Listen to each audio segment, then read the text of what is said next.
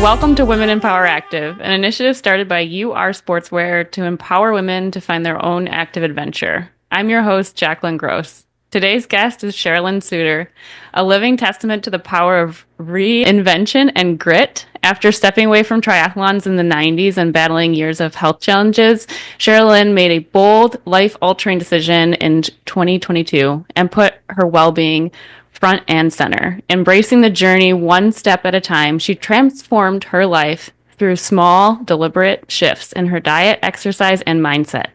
But her comeback didn't stop there. Cherilyn defied fears, shattering limitations, and returned to racing with a fierce determination. In this episode, she reveals her extraordinary story to inspire anyone who feels stuck, showing that with relentless perseverance, an unwavering mindset, and the courage to start over, anything is within reach. Cherilyn, thank you so much for being here. I really appreciate it. I've been so excited to talk to you, to kind of get into it a little bit. I just wanted to start with how did you become like an active person? Like when in your life did that happen?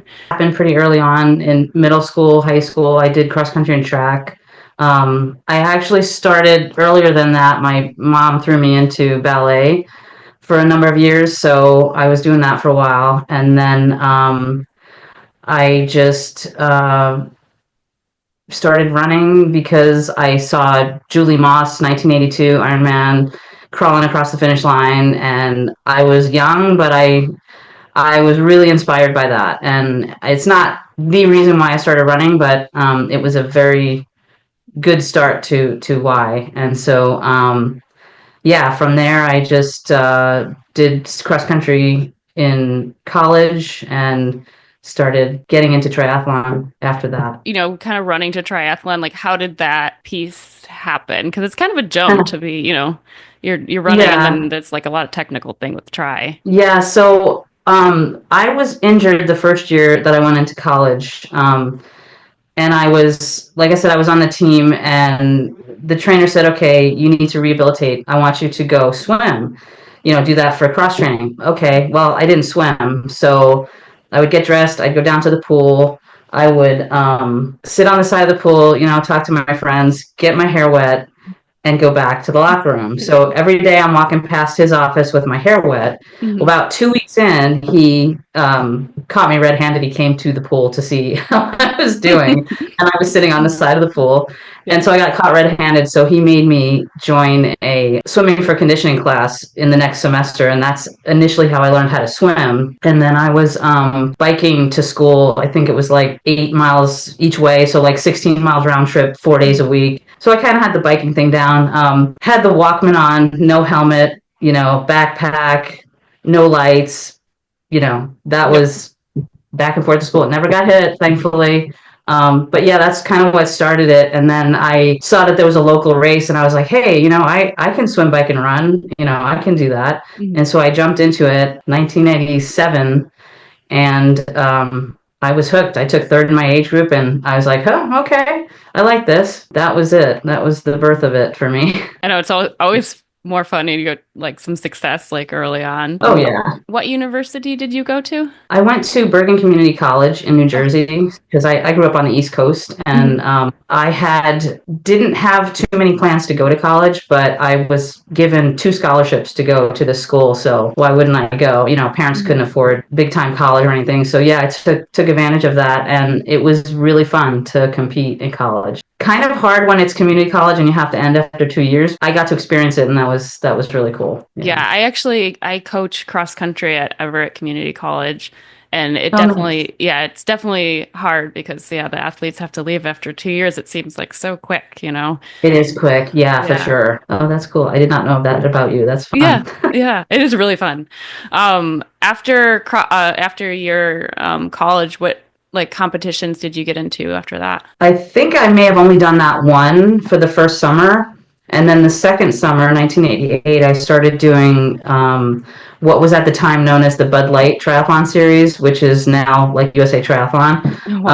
So it goes back a ways. So I tried to do as many series races as I could, and nationals and stuff like that. I started getting into the bigger stuff.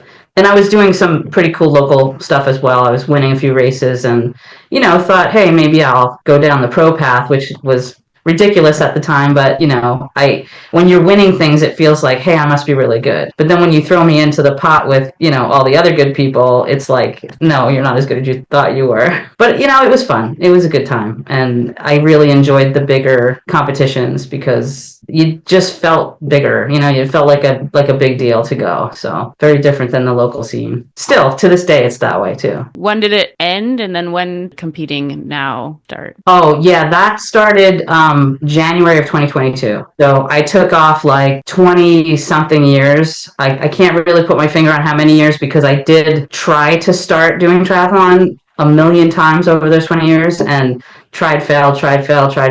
I just couldn't make it stick and my heart wasn't in it. And finally in January of 2022, I was pretty sick. Like I was throwing up 3 times a week. I was eating junk food, drinking lots of soda. Didn't realize the impact soda had on the body until I quit drinking it. And then I realized, oh, okay. Instantly stopped throwing up, instantly stopped having all kinds of problems. And I started in January with a nutritionist. And instantly, I quit soda the first day. Instantly, I lost 35 pounds right off the bat. So and it was pretty easy. All I did was just made better choices. I didn't diet. I didn't do anything crazy. I just made a choice. Okay, I can eat these chips or I can eat this apple. Okay, I'll eat the apple. And I did that for a few months and lost, initially 35 pounds. And then, yeah, that was kind of how the whole thing started. Triathlon was not the goal. Okay. At that point, I wasn't even thinking about triathlon. Mm-hmm. I was thinking like I want to get healthy, and that was my goal, like my why. Like I want to be healthy. Mm-hmm. And then I started being consistent at it, and then February came, and I started looking at like, okay, what's the race scene like these days? And I started looking stuff up, and you know how that goes, right? Yeah. You get on your phone, you look something up, and then you go down this rabbit hole and that rabbit hole, and before I knew it, I was signed up to race in New York. This was like the second month into this thing. I'm not even in shape yet. Yeah. I've got plane tickets to go to New York. My family, still lives over there, so I could stay with them and do this race. I'm like, well, why not? Yeah. And that's how the triathlon part of it got started. And I really wasn't looking for it. It just sort of happened. And now, okay, I have plane tickets now. I have to train. So, yeah, it was a little crazy. It was a little whirlwind in the beginning. Yeah. Like what made this different for you? Like, because you said you did try it before, like what kind of changed for you that you like were able to follow through on starting triathlons? I think honestly, because I was, I think 53 when I started, 52, 53. And I didn't want to die. I mean, really, I didn't want to die. I have kids, I have a family, I have, like everybody. Mm-hmm. And I'm looking at my future going, this doesn't look good. And I want to be here. Like, I want to be present for everybody. And I felt crappy. So I think that was the difference. Maybe I just hit, like a new low and didn't want to, you know what I mean? I just didn't want to continue like that. Like I couldn't even tie my shoes. Like I just, self-esteem, forget it. And I wanted to feel good. So I think that might've been the difference for me because all the other times I tried it was for all the wrong reasons. Mm-hmm. Because I wanted to compete, I wanted to be back into it. So I would like do crazy things like, I think 2 half Ironmans completely untrained. Like how stupid is that? And I did that. And I barely crawled across the finish line in both of them and said I'll never do this again. And then I would do it again. Because I thought, oh, this is a way for me to get back in shape. No, it really wasn't. So this time it was kind of like triathlon was the furthest from my mind. And it was just like, I just want to be healthy. And that's what I told the nutritionist. I said, I don't even want to lose weight. I just want to be healthy. I just want to like choose healthy foods. And then once you start feeling better, then it's like, oh, look at this. I can walk a mile. Oh, look at this. I can bike a few miles. And then it just sort of like gets momentum. And consistency was never my strong suit, ever. I mean, ever. Even when I was winning races way back when, I would take whole winters off. I'd take 3 to 4 months off in the wintertime. I mean, that was the off season. Like, that's what people did. You just didn't do anything. At least that's what I thought. And now it's so different. Now it's like I train all the time. I train year round, and I've been consistent since January of 2022. So for a while, I didn't believe that. I'm like, yeah, I'm just probably going to fall off the wagon here. And I never did. So Yeah. that also built momentum, and now it's like I've made it a lifestyle. Clearly I'm 3 years in here. I think it's now become a lifestyle where it's comfortable, but it took me a really long time to feel that way. It took me about a year before I was able to feel like, okay, maybe this is my life now. I can kind of relax and don't have to worry so much about it falling apart. And that's Yeah. probably the self-esteem talking as well. Like, you can't keep this up, are you kidding me? The Right. little voice that talk to you. Yeah. So Well, that was kind of like what I was going to ask next, was because it sounds like to me, just by the things that you were kind of saying about yourself, that you were kind of fighting against the belief that you could do this. Like, you were telling yourself, like, I'm probably not going to be able to hold this up, kind of a thing, which is yeah. not, I mean, not a way to continue. And like, speaking of consistency, it's not a good way to stay consistent if you're kind of fighting against Yeah. yourself every step. Yeah, I've struggled with that. Still struggle with that. Not all the time. I mean, most of the time I'm pretty okay. Every once in a while, boy, I take a dip, and I almost feel like that's part of the journey too. Is like, embrace the dip, because it's gonna happen. It's not Mhm. like it's never gonna happen, and oh, life is just great. Like, I do training, I race, and it's all. It's not that way all the time. I go through like periods of time where things just don't go as well, which I'm sure every athlete has that. I've just started recognizing it as something that's gonna happen. I just don't know when it's gonna happen, or sometimes it's a race that triggers it. Sometimes somebody will say something, and because I've struggled so much in the past with that, and with like imposter syndrome. Oh, yes. Yeah. So, yeah, so I've struggled with those things hard in the past, and Coming back from that after, however long you're away, to go back to triathlons and compete is like so hard. Like, that's incredibly difficult. Like, I recently had some, like, my appendix ruptured, and I like, took 2 months off running, and like, coming back from that just short period of time, like, it's so much harder to just start again. Like, kind of, yeah. I guess, even like without the self-esteem component, like, how did you do that every day? Like, how were you able to keep consistent this time around? It happened early on. I was working with a therapist, and talking through some of those things, and she was just like, "Why don't you just?" Because I told her, I said, I can't. Like, it was hard in the beginning. I was like, I just can't get up off the couch. Like, I really want to. I really want to make this work. I just can't do it. And she was like, "Well, you like to be on the couch, right?" And I said, "Yeah, you like to eat certain foods, right?" "Well, yeah." She said, "Well, why don't you just make exercise your thing first? So then you exercise, you do the healthy thing, and then you come back home." I mean, it's so simple. Then you Yeah. come back home and sit on the couch, and now you can have your cake and eat it too. So I'll never forget that conversation, because it is a conversation that I've used. Like, when I don't feel like doing something, I will get up because she said that, go Mhm. do it, and then come back and watch my movie or whatever. Have a hamburger that I'm not supposed to eat, or whatever. Like, whatever it is that makes me happy, I'll do the workout first. And what's happened in that is that it was one day, consistent, consistent, consistent, and then you build a habit, and then it's like, you don't know what to do with yourself when you're not training. It's like your off days feel weird. Hmm. So that's kind of how that evolved. But it started with that conversation with her, and she was like, "Well, why don't you just?" And literally, I'm looking at her like, "Wow, like, I think I can do that." She goes, "Yeah, why don't you just go do your whatever it was at the time, 20-minute run? Just go do your 20-minute run. Then you can have the remote and you can sit and have some fun." I'm like, "Oh, like, that sounds pretty cool." So I still get what I want. If I want to be lazy, I can still be lazy, but I have to do the thing first and then come back and be lazy. Yeah. So I do that today. Like, I love to sit in front of the TV and watch movies. So I'll get my workout done, then I'll come watch a movie, then I get to do everything I want to do. So, I mean, that consistency piece really happened early on with that conversation with her, and I'm forever grateful about that. She's not my therapist anymore, but man, she was fantastic, and she just knew all the things to say, to get me to think about it, and I would be like, Yeah. "Oh, okay." So yeah, it was all her. And Yeah.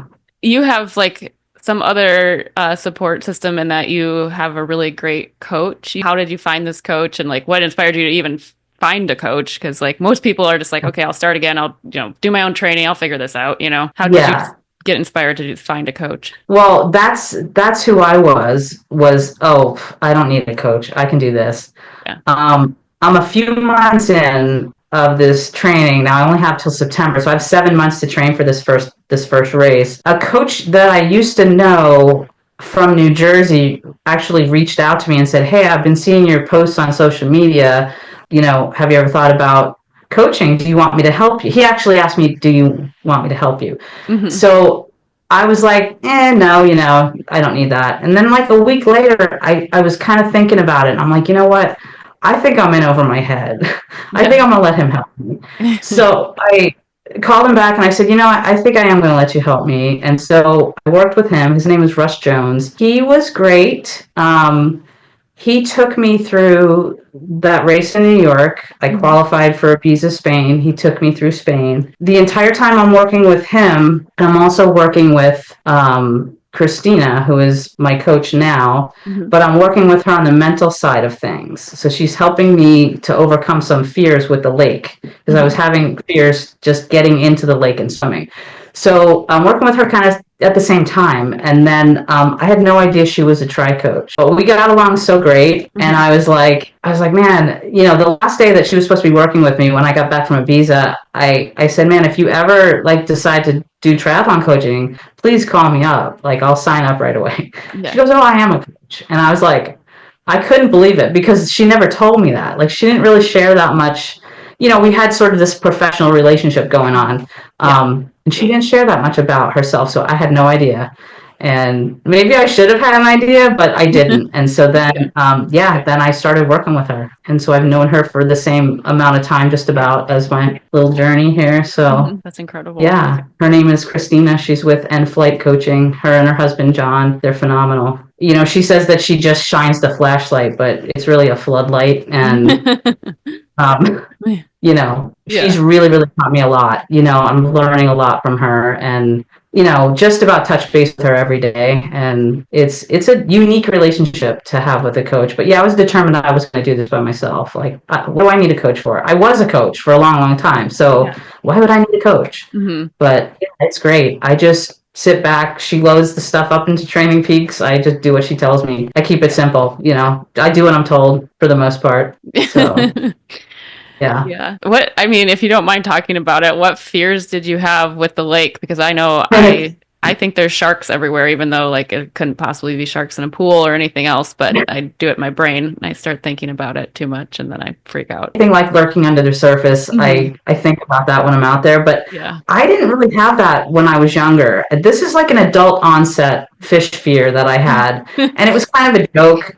But at the Yeah. same time, I couldn't get in like I spent a whole year not even going back to this group in Lake Stevens. There's a group that I swim with. I just couldn't even go. I wouldn't even show up, and I just didn't want to go. I didn't like the fish.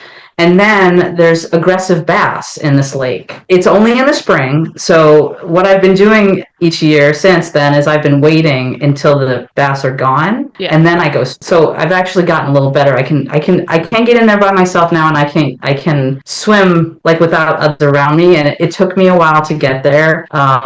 But when I first started the first year, I feel like I was swimming with them. And Yeah. then it just got worse and worse. And I'm like, okay. And once you start talking about it to yourself, it Mhm. blows it up and makes it worse. So Yeah. I didn't like that. I still don't like it. I'm not 100% comfortable. But put me in a race situation, it doesn't affect me at all. So it's just mental. It's just Yeah. like a mindset of doing it because I don't think about that in race because I'm thinking about racing. So it Hmm. takes my mind completely off the fact that there's stuff in the water. Yeah. And at the same lake, I have gotten swimmer's itch. Swimmer's itch. I've gotten that twice now. Once, actually 3 times. Once last summer, and I've gotten it 2 times this summer. And Yeah. each time you get it, it's worse. It's like a little rash you get, Oh. and I won't describe what it is because it's too gross. But Okay. um, it comes from like snails or something in the water, and it's just Yeah. something really gross. But yeah, I got it twice, and like nobody else got it. So I guess once you get it once, you're susceptible to getting it again. Oh, So okay. that's kind of a little fear that I'm like, oh my gosh, if I go swimming in there, I'm going to get that again. Yeah. How much worse is it going to be this time? Hmm. Doing pretty well with that. The winters are hard because then you don't swim again until the spring. And the Hmm. first swimming this group does is with the aggressive bass. And I'm like, Yeah. yeah, no, I'm out. So I wait till they tell me they're gone and then I Yeah. go swimming. I mean, when you said you had fears, I thought you were going to be like these like irrational fear. These are like real fears from like real things that actually happen. So like I can totally Yeah, understand why true. you are scared. Like not that you need any True. validation from me, but like that's like real things. And I would be also fearful of, aggressive bass. I've not even heard of that before. Um, I hadn't either. I was yeah. afraid before that, but when I heard that, it was really my fear doesn't stop there either. I have like animal fear. Like I have when I go running on the trail. This is the Centennial Trail. It's nice and paved. It's like Yeah. there's people everywhere. Yeah, the animals on the trail. Getting used to it, but yeah, I have to wear a belt when I run. Like I just yeah, I don't do the animals at all. So I guess fish, Yeah. fall into that same category, but Yeah. I just don't like being out there with, bunnies jump out in front of you and Yeah. knock you down. Of course, yeah, like you say, that's a real fear, but Yeah.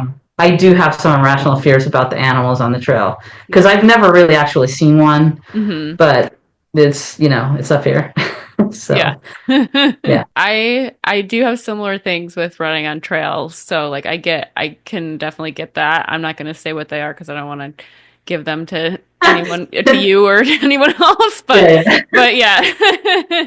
But definitely I can definitely relate to that, being fearful of that. So that makes sense. I kind of wanted to go a little bit back to your to your self-esteem, and kind of like relate there as well, because when I got done running for Michigan State, like as a collegiate athlete, I kind of went through this period of like, oh my gosh, I don't like my running doesn't matter anymore. I wasn't like thinking like, oh, there's a bunch of road races I could put myself in. I was like, no, I don't, I can't race collegiately. I used all that up. I was overrunning my base runs and doing like a bunch of stupid stuff because I just thought I didn't matter anymore. Um, did you feel like after you were done like racing and competing, maybe that like you were a little bit burnt out from that? Did you even consider your self-esteem at that point in time? You mean when I stopped before I took Yeah, the yeah, when you 20 plus years stopped. off? Hmm. Yeah, that was I burned myself into the ground. I spent 7 years doing nothing but eat, sleep, breathe triathlon. I had no life. When I stopped that, I had nothing. Like I was a shell. And I did struggle with depression at the time. I went inpatient for 7 days for it. Probably I don't want to say the best 7 days of my life, but Yeah. probably the most important 7 days of my life because I learned, they put you through intensive, therapy and it's one-on-one, it's group, it's this, it's that. So you're just learning all kinds of stuff about yourself, whether you want to or not. Hmm. But when I left there, I was a totally different person. And I just decided that I couldn't stay in New Jersey, so I moved out here because I needed a change. Like I changed, but everybody around me did not change, Yeah. and that made it hard. So yeah, so I just that was probably the low point, but I did learn a lot, and I did after that still take 20 something years off. Hmm. But yeah, I did feel nothing, like I was worthless without it because it was my identity. So when I started over again 3 years ago, I was kind of had fears of, oh my gosh, what if I do that to myself again? Like, I want this time to be different. Like, I want it to be fun. I don't want it to be as like serious and Hmm. stressful as it was, pressure filled and all of those things. Like it was never fun. Like sometimes it was fun, but I didn't take joy in beating myself up. And, I mean, because back then really nobody really knew that much about periodization and taking time off and like Yeah. maybe not doing a race on Saturday and a race on Sunday and then not taking days off, so stuff like that just totally burned me out. And I do feel like it forced me to be like, okay, who am I? And I took me a long time to figure that out, a long time. And then I got married and had kids and was real busy and, life takes over. But yeah, I did have the same fears that like, oh my gosh, what if that happens?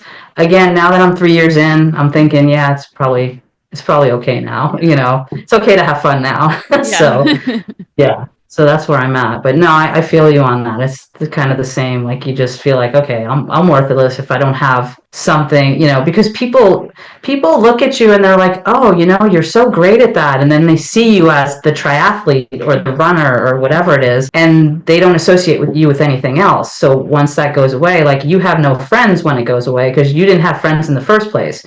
Swimming, biking, running by yourself is, it's a lonely sport. And so you didn't have anybody to begin with. Now you don't even have that. And it's like, oh, I gotta, find my friends. Do you not like to train with people now, or you just don't feel like there's like an No, opportunity? yeah, no, I would love to. And sometimes I get the opportunity and I jump at it. Yeah. Other times, like the self-esteem thing will creep in like, oh, I'm not fast enough to go with them, Okay. and I don't. And I do have some anxiety too about like social settings. Hmm. So sometimes I'm not the best social person. Oh yeah, let's go do this, like a group ride. And now that I'm a little bit stronger, a little bit faster, and a little bit more confident, I feel like even if I got dropped on a ride, who cares? Like that's Hmm. okay. You know what I mean? So Yeah. I'm starting to be okay with that. So sometimes my what I call my try 1.0 life and my try 2.0 life, Yeah. sometimes they clash a little bit, but I'm trying to do a different do it different this time, Yeah. and be okay with myself. And I'm still working through it. It's hard to be slow when you used to be fast, put it Yeah. that way. Yeah. So, and not all the time it's hard, but sometimes it gets hard. It's like, darn it, I wish I could just go faster. I wish I, wasn't. And plus my age now too. So the older you get, the more people that are going to be in front of you because they're all younger and younger people go faster. So, I'm learning that. I'm learning who I am now versus, and it's very different in your 50s versus, when I was in my 20s. Like, it's just a different thing. So, having that and trying to like put the past, like keep the past in the past, I tried that too, and that really doesn't work. So, I'm trying to kind of embrace both. Like, okay, here's where I am now, but I do have this past, and that's Yeah. okay, and this is okay. So everything's okay, but it takes a long time to figure out Yeah. that, and I may never figure it all out. I mean, Mhm. I'm definitely learning and growing every day. So, I mean, I started from nothing 3 years ago. I didn't even have a tri suit. Like I had like a bathing suit with some shorts attached, whatever that was, I don't know. But yeah, I had to kind of learn, okay, what are people wearing? Like, what's this, what's that? And then I had to take Yeah. all my equipment and literally like I had to upgrade everything Hmm. because nothing I had was going to work anymore. So yeah, so I had to relearn everything. It was kind of crazy. With gear, like what has been your biggest like learning curve with like the new gear? I would say the biggest learning curve for me was the wheels, tubular versus not tubular. I'm really bad with technology of Yeah, bikes and everything that's fine. anyway, but Yeah. it's learning like how to deal with the different parts on the bike because my old bike is like I should not be talking technical stuff. I'm gonna embarrass myself. But It's okay. there's like the freewheel, right? And it Yeah. has 8 things on it. Well, the new one has what, 11. Yeah. So I know you probably don't know what I'm talking about, but it's hard to like you can't go back and forth between the bikes and between equipment because one only takes a certain size, the other one takes a different size. So Yeah. I had to kind of learn all these things about, what works and what doesn't. Like for example, on my carbon wheels, you can't use aluminum brake pads. Can't Okay. believe I'm making sense right now. But you can't use aluminum brake pads because it'll ruin the carbon wheel. Mhm. So I had to kind of learn all about that stuff and, just all the things. And Yeah. I think that was my biggest kind of hurdle was just to the technology that's changed so much. Everybody's got heart rate monitor. I don't even have a bike computer on my bike. Like I don't even want one. I just Yeah. use my watch. But I do get in trouble with that sometimes though. But that's what I have on my bike right now. Because I'm old school. Like that's what we didn't Mhm. have that stuff when I was, or at least I didn't pay for that stuff when I was Yeah. younger. That's yeah, such a good point. I mean, yeah, when I was running in college, I didn't have a GPS watch. I have a GPS watch now, and again, honestly, I do kind of wish sometimes I didn't, so I wouldn't have to like, well, I ran this yesterday at this pace, and this Yeah, today is what it's kind of it's kind of nice not to know that stuff, to be honest, sometimes. I agree. Yeah. Yeah, so I can see why you wouldn't want a bike computer. And I don't know that much about biking either, other than I do that when I can't run as much as I'd like to. So, Right, you right. Yeah, know. that's funny. I wanted to ask you too, like, because it seems like you do have confidence, like where, to keep going at least, like what brings you confidence now? What brings me confidence? It's kind of funny because I can be super duper confident and like be just hitting everything out of the park. Hmm. And then I could just be completely unconfident. My, self esteem drops. And like I said before, like I do have those little drops in there, but I think what makes me feel confident is just learning about myself and learning about what I can do. When I do something new, it's like, oh, I can do that. And it just kind of raises that. It's like a little game. It's like raises that little self-esteem bar. It's like, oh, I just did this 5.3 mile trail run a couple weeks ago. Yeah. Man, I was ecstatic over the moon over that. And I'm like, I can run that. Like, I can do that. I may not be fast at it, but I can Yeah. do it.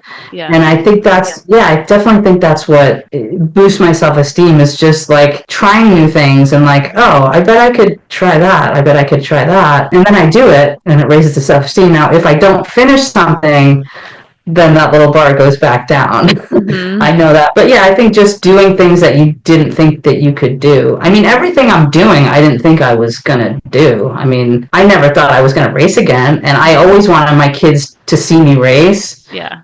And now they're seeing me race. It's like, whoa, this is cool. And that's a confidence booster too. When people acknowledge that you've done, because a lot of times I don't believe in myself and I'll have somebody say, well, gosh, didn't you just start this 3 years ago? Like, and then I go, yeah. And that's kind of why, like, my social media, like, I make these little slideshows, these movies, and I don't do it. Well, I do it to encourage people and inspire people, but I also do it for myself because then I can, when I'm feeling low self-esteem, I can look back and go, oh yeah, look at that. Look at all these things I did. Yeah. Look at all that training I did for that one race. Like I have a little snapshot of it that I can, and I use them all the time. I go back and go, okay, what was I feeling like a year ago? Hmm. And I go back and see like, oh yeah, okay. That's just, one way that I can boost my own self-esteem Yeah. and, when I'm feeling, I do have a lot of people too around me that will remind me if I'm not feeling it. Yeah. So that's a good thing. I love both of those answers. It's hard to base your self-esteem on outcomes. I mean that I can see where that could be like a negative thing because like you said, like if you don't complete the thing, but then that's also somebody like part of your brain saying like not pointing to the fact that you actually tried it or attempted it, but saying like, oh, you didn't finish.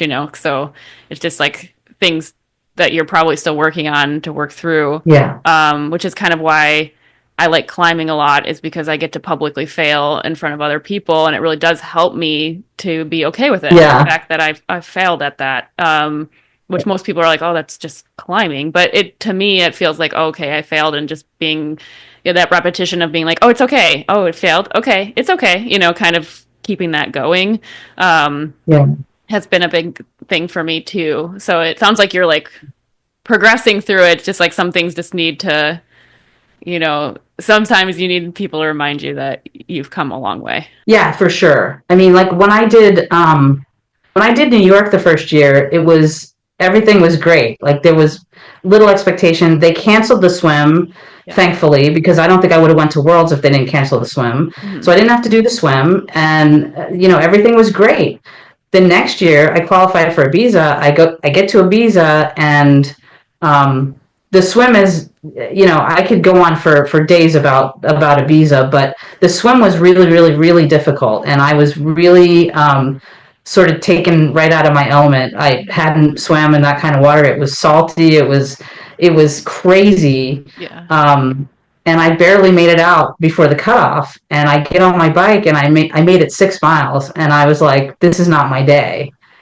So that took me, I stopped at mile 6. That took me probably a good year to stop beating myself up about stopping. Uh-huh. And then this past year, 2024, my big race was going to be the full distance aqua bike in Utah at a race called Bear Brawl. And I get out there, I make the swim, 2.4 mile swim. Hurrah, it was great. Mhm. I get on the bike, I make it 82 miles on the bike. I didn't beat myself up as much as I did for Ibiza. Like I did a little bit. Like I Yeah. was fine when I first finished. I was like, yeah, I did the best I could. It was great. Then you start thinking, well, but what if? Like, what if I Mhm. hadn't? Like, what if I this? What if I that? And I asked all those questions. I went through all the things. And yeah, I feel like I'm learning, like you say, I'm learning to fail. Mhm. I mean, I don't like the word fail because I feel like for me, No. failure is like a learning opportunity, but it is Yes. still a fail. Yeah. So I feel like I'm learning that. And I feel like the things that I want to accomplish, like they're there, but I may have to fail Yeah. X amount of times before I actually feel good about that or cross that finish line or whatever. You know what I mean? And the race had worth to it. Like there was a lot of great things that I did, and I've never gone that long for anything.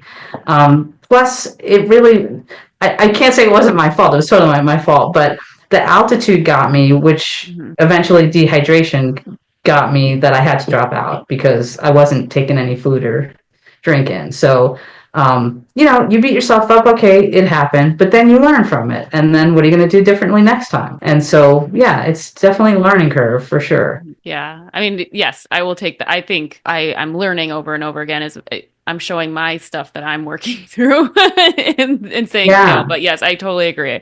Yes, you're learning how, how to do things. And yeah, nutrition is definitely a learning curve. I've Oh, done like yeah. ultra 50Ks and I definitely had to learn how to eat, when to eat, you know, Yeah. Yeah. don't wait until you're hungry kind of thing. Yeah. But yeah, Yeah. how has that And you been? asked me, oh, I was going to say, you asked me what my biggest challenge was with Yeah. equipment. Like, equipment aside, you just said it, nutrition Mhm. I still don't have it down, but that was the biggest learning curve Yeah. for me.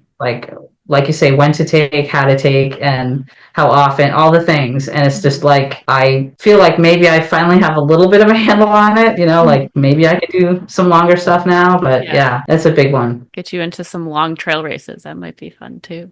Yeah, well, I'm up to 5.3. That was my first trail race, so That's that was awesome. really fun. I actually Yeah. tripped on mile 4 of that race. I Yeah. tripped on and I fell. So I heard that makes me a real trail runner. So Yes. Yep. feel Yep. accomplished now.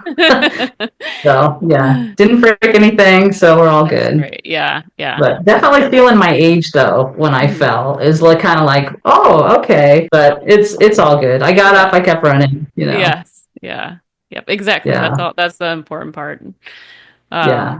Yeah. Dusting yourself off and kept going. I, I tell myself that sometimes too, especially when the terrain's a little bit uneven. I'm like, oh, I'm probably gonna fall today, but it's gonna be okay. Like just Yeah, accept that it might happen instead of like trying to not fall the entire run. Because yeah. you're inevitably probably gonna fall anyways, and it's a lot more work. So, Yeah. That's some hard stuff. I mhm. I give all kudos to. There were people doing. I think there were people doing 50K that day, Yeah. and I'm just like, dude. I mean, 50K is one thing, but 50K with all the elevation and stuff like that, all the rocks. I just was like, whoa, like I can't.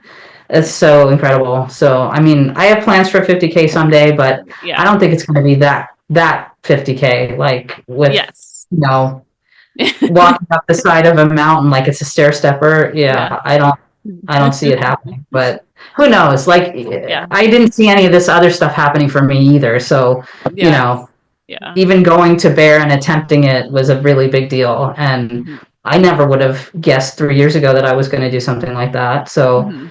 maybe I'll have a 50K in the woods someday. We'll Yeah. see. Yeah. Yeah. Yeah, we'll see. But I wasn't a I big fan of the elevation. So Yeah. Yeah, I mean yeah. there's so many, so many opportunities and Yeah. such a beautiful place, you'll find one that you'll really enjoy. We usually end our interviews with one question, which is like, what words of empowerment would you give to other women who might, want to try something new or stay consistent, like or just feel, like they've tried and tried and tried and haven't been able to, complete the thing they're working towards. I think people should know their why. I think that's important. I think that if you're doing something already, like athletic wise, that you should definitely just trust your training, and that you should basically just, if you're stuck, you should just start. I mean, that's all you got to do. That's all I did. I Mhm. was barely running, I wasn't even running. I shouldn't even say running. I was walking. Yeah. I was walking, I was biking a little bit, I was swimming a little bit, just a little bit of a taste of things. And then, I mean, it's hard to believe sometimes when I look back and go, gosh, I didn't think I was going to be doing, 112-mile bike ride, or, 2.4-mile swim. Like that seemed impossible to me. Also, didn't even think I was going to be doing anything. Like I thought I was done. I quit. I'm too old, too fat, whatever. But I think for women that are stuck, if you just do something small, like get your dreams, figure out what they are, and just do something every day towards that dream, and then it starts to take, snowball. It just feeds off of itself, positively. And mentally, mental game is really important for people. Believe in themselves, surround yourself with people that believe in you and trust in you, and that will give you good advice. Experts, if you can. I mean, I'm really lucky. My company is great. I don't pay for nutrition, so I have a nutritionist and I have a sports nutritionist, and I see one of them at least once a week. So for the past 3 years, like same Yeah. people. So that's been really nice. If you have stuff like that with job, that you can tap into resources, get what you can get and just use it. Use all your assets, and just start. Like you got to start. You can't do anything unless you start. And don't beat yourself up. Do what you can and be proud of yourself. I think being proud of yourself is important because it encourages you to get up and do it again the next day, Yeah. and the next day, and the next day. And pretty soon, like for me, and I'm not. Yes, I have a past, but what I want people to know about me is that I had to start from scratch. Your muscles don't have memory for 25 years. Like, what I'm doing now, everything that I've accomplished in the last 3 years happened because I did the work and not because I have a past. Like, I have skills that I still have from, you know, my past life, but as far as physically, I don't, and mentally, no, I don't. So all those things have been, learned and working on everything. But it's not easy, but it's possible for sure for anybody to do, just to start, and be consistent. Is Hopefully that's good advice for people. Yeah, no, that's great. Yeah. Yeah. I want to know, is there anything that you want to say that I didn't ask you? I really, really want, my biggest thing is I want to inspire people, and I want people to look at my story and go, if she can do that, and I'm not some superhero. Like, I'm just a normal person that I guess followed this goofy dream that I didn't even think it was a thing. I used to dream about this when during those 25 years that I would try to start Yeah. over again. I used to dream about, oh, it would be such a dream to be back in shape and, be able to race, and here it is. So it's just very cool, but I think it's attainable for anyone. And then I do want to, I guess, mention one thing. My son, Hmm. Gray Suiter, is filming a documentary about me, which I think is very, very cool, because Hmm. I think he'll tell my story way better than I could. Yeah.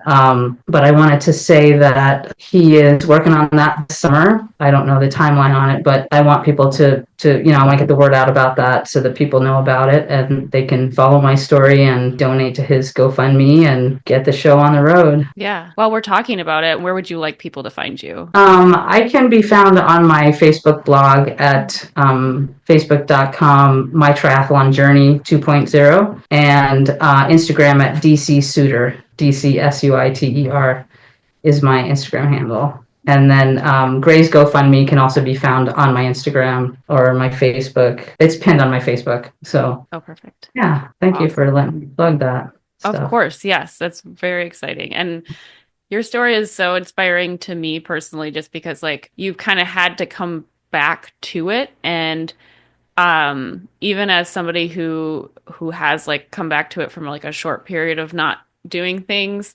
Like I said before, like I know how hard that is. And then also like when I'm running and racing, I'm gonna have to figure out a way for myself to be, confident and keep going even when, whatever the outcome is, because I do truly love to, run, and I want to be able to keep doing that and be satisfied with the outcome of however that goes. And I Yeah. think your story is kind of like being okay with that outcome and just enjoying the journey of it. So I really appreciate that.